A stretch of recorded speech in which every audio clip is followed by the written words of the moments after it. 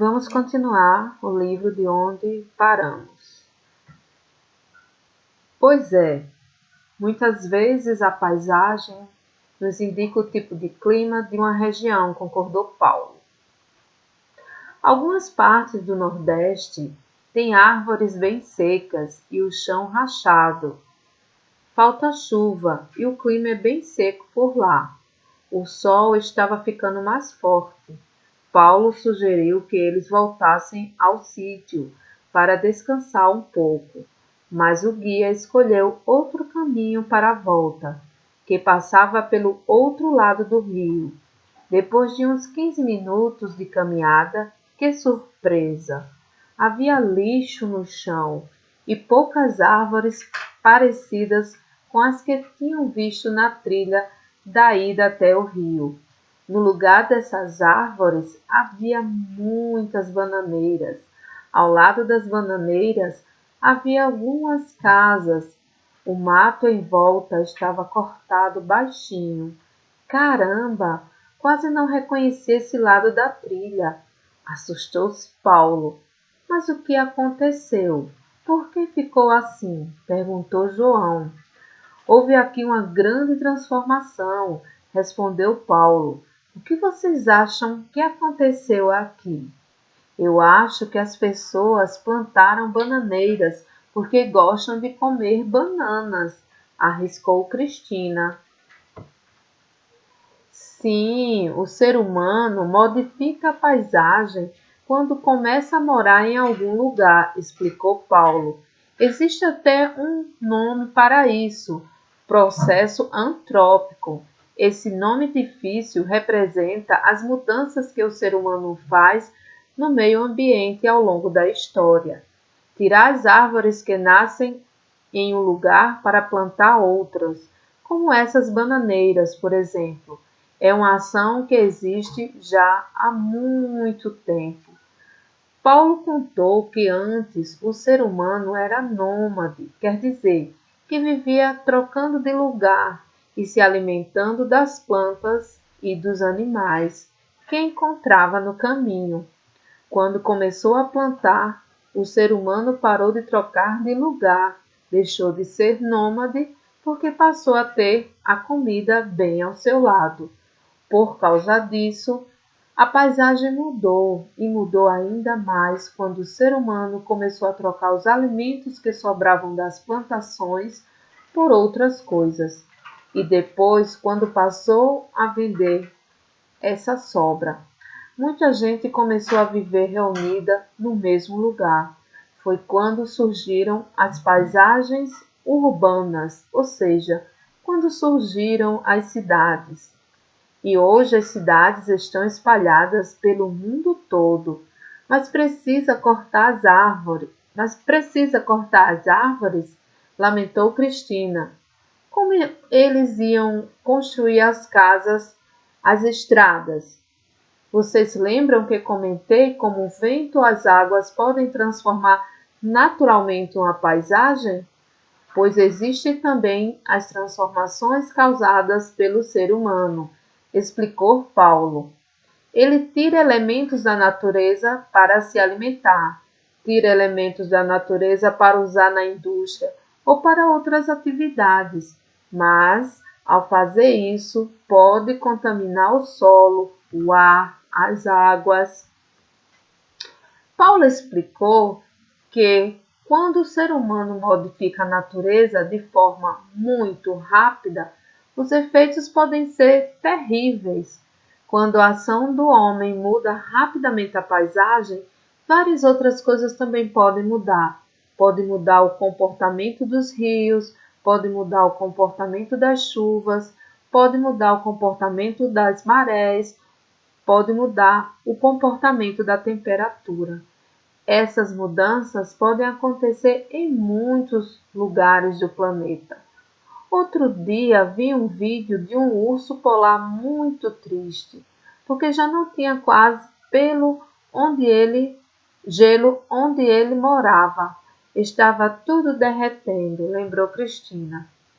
Os alunos ficaram preocupados, não só pelo urso da Cristina, pensavam no que Paulo contava. Será que haveria excursão no próximo ano? Ainda haveria árvores? Ainda seria possível nadar no rio? Paulo tentou acalmar as crianças. Eu acho que esta é uma boa oportunidade para conversarmos sobre como o ser humano transforma a natureza. O grupo então desceu um pouco mais a trilha para buscar uma sombra. Está escorregando, reclamou João. Com a falta de árvores naquela parte da trilha, o terreno estava escorregando. Parece que queimaram algumas árvores para abrir esse espaço, disse Paulo. O desmatamento é uma ação humana que traz mudanças muito ruins para o funcionamento da natureza. Quando tiram as matas e as árvores, o solo perde aquela cobertura verdinha, fica seco. Paulo explicou que quando chove, esse solo sofre muito mais. É que não tem mais raiz de árvore nem plantas para absorver a água e protegê-lo quando uma grande quantidade de água passa sobre ele. Por isso que a gente está escorregando, concluiu João. Isso mesmo, tirar as matas dos lugares onde elas nascem traz consequências, João. Por exemplo, se cortarmos as árvores das encostas de morros, pode acontecer deslizamento de terra e outros problemas, devido às mudanças na forma como os solos absorvem as águas das chuvas. Isso pode acelerar grandes movimentações de terra, pedras e vários outros tipos de resíduos, como pedaços de construções e o lixo que produzimos, que são arrastados pelas águas das chuvas, contou Paulo. Pedro lembrou que viu na televisão o caso de uma família que morava em uma encosta. Em um final de ano, choveu tanto que os deslizamentos quase levaram a casa. Sorte que eles não estavam dentro de casa, contou Pedro. Aí vocês estão vendo áreas com florestas. Veja aí a evaporação, o solo fica preso, né? Não há um deslizamento e também elas vão filtrando as águas das chuvas que vão caindo, fica como um lençol freático e embaixo você vê como um rio com águas limpas. Já as áreas sem florestas, a areia vai deslizando e o solo, né, fica se erodindo e as águas dos rios ficam barrentas, porque a infiltração é pequena no solo se não tiver árvore. Aí nesse desenho, né? Continuando a história. Paulo falou sobre outra grave consequência do desmatamento que acontece quando tiram as matas das margens dos rios. Quando chove bastante e as águas dos rios aumentam e ficam mais fortes e rápidas, essas margens sofrem por estarem desprotegidas. A areia, terra e pedra das margens acabam caindo e se acumulando no fundo do rio. Já pensaram no estrago? Paulo então pediu para as crianças pensarem em um baralho de cartas e em um castelo com as cartas empilhadas umas em cima das outras. Quando tiramos uma carta da base do castelo, todas as outras caem. O mesmo acontece quando se altera algum elemento da natureza. Outros são afetados também, comparou Paulo. O guia explicou que, com o desmatamento, os solos ficam com poucos nutrientes e as reservas de água que existem embaixo da terra diminuem. As nascentes dos rios também podem secar. E pode faltar água nas cidades e nos campos que se abastecem deles. Paulo contou que até a quantidade de chuvas pode mudar. Afinal, as árvores liberam vapor de água para a atmosfera. O vapor forma as nuvens e depois volta para o solo em forma de chuva. A essa hora, o grupo já estava no fim da trilha e chegou a uma parte da cidade Eles estavam perto de uma associação de catadores e recicladores de lixo. São pessoas que juntam produtos descartados, como papéis, plásticos, metais e vidros. Eles separam esses produtos para fabricar produtos novos, a partir do que foi jogado fora. Paulo reconheceu um homem na porta. Tomás. Tomás, é você? Gritou, abrindo um sorriso. Tomás era amigo de infância de Paulo. Hoje trabalhava como gerente da Associação dos Recicladores de Lixo. Paulo, quanto tempo? Cumprimentou Tomás. É verdade, Tomás. Viemos para uma excursão, mas ficamos impressionados com a mudança da paisagem por aqui, respondeu Paulo. Sim, a cidade está crescendo. Por que não entram na associação? Venham conhecer. O que acham, turma? Propôs Paulo.